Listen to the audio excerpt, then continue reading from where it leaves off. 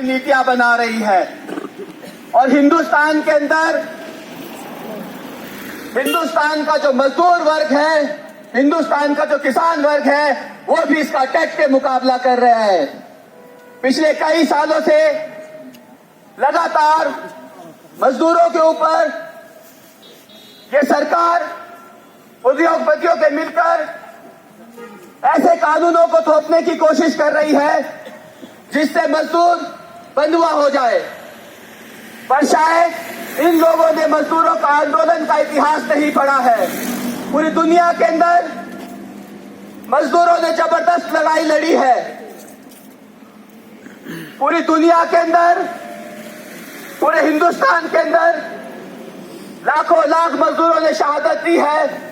उसके बाद कुछ ऐसे कानून बनाए गए जिस कानूनों से कुछ सुरक्षा मजदूरों को मिलती है।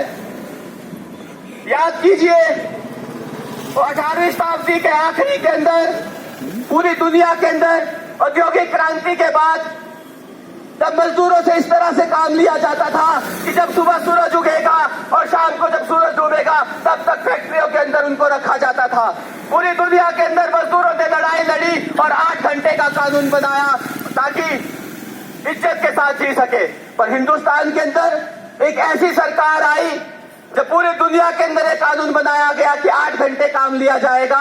पर हिंदुस्तान की सरकार ये बोल रही है कि अब 8 घंटे का नहीं 12 घंटे का काम लिया जाएगा। इसलिए ये सरकार मजदूर विरोधी है। इसलिए हमने तय किया 24 अगस्त को दिल्ली के अंदर कि पूरे हिंदुस्तान के अंदर जगह जगह हिंदुस्तान की प्रत्येक राज्यों की राजधानी के अंदर मजदूर किसान इकट्ठा होगा, 3 दिन के लिए महापड़ाव करेगा और इन सरकारों को बता देगा कि जो आप मजदूर विरोधी जो फैसले ले रहे हैं और जो मजदूर के पक्ष के 44 श्रम कानून है उसको जो आप खत्म करने जा रहे हैं उसको इस देश की जनता, इस देश का मजदूर, इस देश का किसान नहीं मानेगा। इसीलिए इतनी ठंड के अंदर भी आज हम हिमाचल प्रदेश की राजधानी के अंदर इकट्ठा हुए हैं।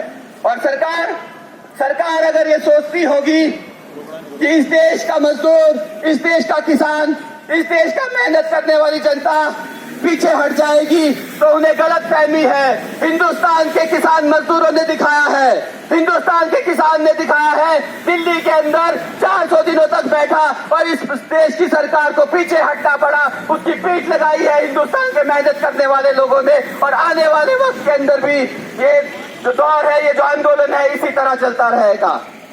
जो मजदूर के पक्ष के 44 श्रम कानून थे, उन कानूनों के बावजूद भी इस देश के अंदर मजदूरों की जो सहूलियत है वो पूरी तरह नहीं मिलती थी।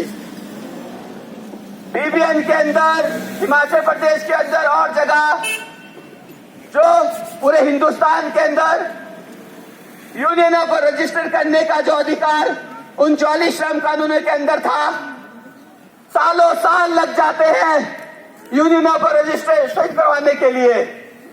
जब उनसे पूछा जाता है कि क्यों नहीं हो रही है तो हम समझते हैं कि वो कारण क्या है। वो कारण है सरकार की और उद्योगपतियों की मिली भगत। और उस मिली भगत का पर्दाफाश हम समय समय पर करते रहते हैं। आने वाले समय के अंदर भी साथियों, हम लोगों को मजबूती के साथ ये जो केंद्र की सरकार है, अब तक तो सभी लोगों को क्लियर हो जाना चाहिए। शुरू के अंदर थोड़ा डाउट था क्योंकि बहुत बड़े बड़े वादे किए थे, बहुत बड़े बड़े भाषण थे, बहुत अच्छे वीडियोग्राफी के जरिए लोगों को समझाया गया था कि अब 2014 के बाद इस देश के अंदर अच्छे ही अच्छे दिन आएंगे। इतने अच्छे दिन आएंगे कि पिछले कल मिड डे मील के वर्कर्स जो है शिमला के अंदर पिछले 3 महीने के अंदर 2 बार आ गए हैं। इतने अच्छे दिन है कि सरकार 3500 रुपए देती है और वो भी देना भूल जाती है। आपको पता है 6 महीनों तक जो है तनख्वाह नहीं मिलती है। इतने अच्छे दिन आ गए। फिर अच्छे दिन आ गए, आपके गैस का जो चूल्हा चलता है जो पहले 350-400 रुपए में आता था, अब वो 1000 रुपए का आ गया। इतने अच्छे दिन आ गए। और भी बहुत सारे अच्छे दिन आ गए। आपके डिपो में सामान नहीं मिलता है, और अच्छे दिन आगे बीबीएन के क्षेत्र के अंदर 6,000 रुपए से नीचे कमरा नहीं मिलता है। और अच्छे दिन आ गए, वहाँ पे सड़कों की हालत देखो, वो पूरे हिमाचल प्रदेश का इंडस्ट्री का एरिया है। तो हर दिन जो है कभी कोई बाइक वाला ट्रक के नीचे जा रहा होता है, कभी कोई गाड़ी वाला बाहर जा रहा होता है। इतने अच्छे दिन आ गए हैं कि 2 वक्त का खाना जो है इस देश के अंदर 30 करोड़ लोगों को नसीब से नहीं होता है। 111वां स्थान है हमारा दुनिया के अंदर हंगर इंडेक्स के अंदर। और दूसरी तरफ दुनिया के सबसे अमीर लोगों में अदानी जी, अंबानी जी पहुंच गए और हमारे गरीब की तनख्वाह, हमारे मजदूर की तनख्वाह वही 8,000 से 12,000, 13,000, 14,000 रुपए। श्रम कानूनों को, मिनिमम वेज को पूरे बीबीएन के क्षेत्र के अंदर, पूरे हिमाचल प्रदेश के अंदर जहां यूनियन भी है वहां इंप्लीमेंट नहीं किया जा रहा है। आज भी ठेकेदार 8,000 रुपए, 9,000 रुपए, 10,000 रुपए में पूरे महीने का काम करवाता है। तो आप समझिए कि किस तरह से हिंदुस्तान के अंदर हिंदुस्तान की सरकार जो मजदूरों के थोड़े बहुत कानून थे उसे भी खत्म करके और ज्यादा शोषण बढ़ा रही है। वो चाहती है कि एक मजदूर सुबह जब सो के उठे तब वो उनकी फैक्ट्री के अंदर आ जाए और जब शाम को खाने का टाइम हो, सोने का टाइम हो, तब वापिस चला जाए। ये आज की सरकार की नीतियां हैं। दूसरी तरफ आज के युवाओं के पास, जिन लोगों के लिए आप रात दिन कमा रहे हैं कि अच्छे से पढ़ेगा लिखेगा और उसके बाद नौकरी करेगा, उसके लिए इस देश के अंदर नौकरी नहीं है।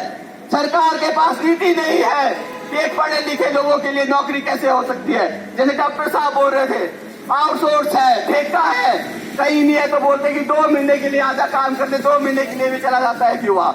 तो ये हालत आज पूरे देश के अंदर है। तो साथियों, बड़ी लंबी चौड़ी बात कहने की जरूरत नहीं है। आप लोग लगातार इस चीज को समझते हैं। हम ये समझते हैं कि जो हमारा आंदोलन है पूरे हिमाचल प्रदेश के अंदर जो है और मजबूत होना चाहिए, ताकि जो ये सरकार है, तो जो सरकार की नीतियां है आम जनता विरोधी, उसका हम डटकर मुकाबला कर सके। और इस सरकार को जो दिल्ली के अंदर है वो तो मजदूर वर्ग को सत्ता से हटाने का आज प्रण ले लेना चाहिए। क्योंकि एक सरकार अगर दोबारा आती है तो जैसे डॉक्टर साहब बोल रहे थे कि अगर हड़ताल करेंगे तो जुर्माना है, जेल के अंदर जाना पड़ेगा।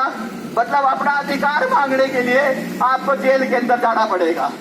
इसका मतलब क्या है कि आप आजादी के आंदोलन की पहले की तरह की सरकार बन गई है कि आप अपने हक के लिए अगर बात रखेंगे, बात करेंगे, इकट्ठा होंगे तो जेल में जाना पड़ेगा। यानी कि जैसे अंग्रेजों से मजदूर किसान लड़ा था वैसे ही हमारे को इस सरकार के साथ लड़ना पड़ेगा। ये गलत फहमी अपने दिमाग में नहीं रखनी है कि हमारे हित की ये सरकार है, ये उनके हितों की सरकार है। जो बड़े बड़े लोग हैं जो ये बोलते हैं कि दुनिया के सबसे अमीर लोग वो होंगे और आप लोग खुश हो, आपके घर में चाहे 2 वक्त का खाना ना हो। इसलिए लंबी चौड़ी बात नहीं कहना चाहता हूँ, अपनी बात को यहीं खत्म करता हूँ। इंकलाब जिंदाबाद।